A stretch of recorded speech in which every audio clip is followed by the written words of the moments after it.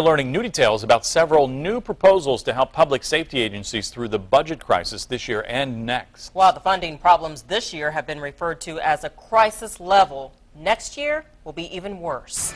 RTV6 reporter Jack Reinhardt joins us now with some of the new ideas to help keep you protected. Jack?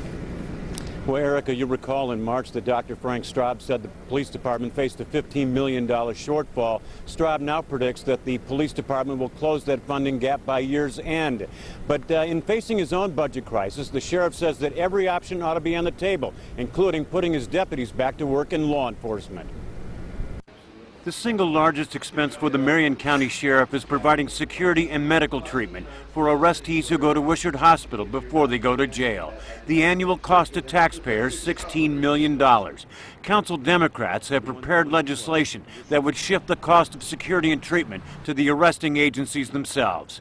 What that will do, it will cause these different entities to be a little more careful of who they send to the hospital if they're going to get a bill from the hospital once their officer takes them there.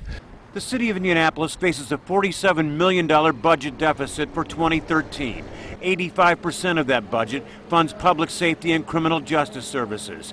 The mayor's office says that simply spreading the cost of the deficit doesn't save money or solve the funding crisis. That's something that we're looking at with the Sheriff's Department, but there's no agreements in place. In fact, our efficiency teams have gone into the Sheriff's Department. We've already identified $2.5 million in savings for the Sheriff, much of that involving arrestee medical care. The sheriff insists public safety could realize savings by giving his 750 deputies a greater role in law enforcement.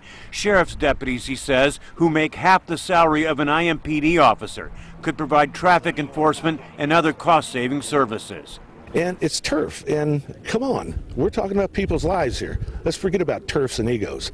Let's get the people safe first, and then we'll worry about who's infringing on who here. Let's make sure the people stay safe.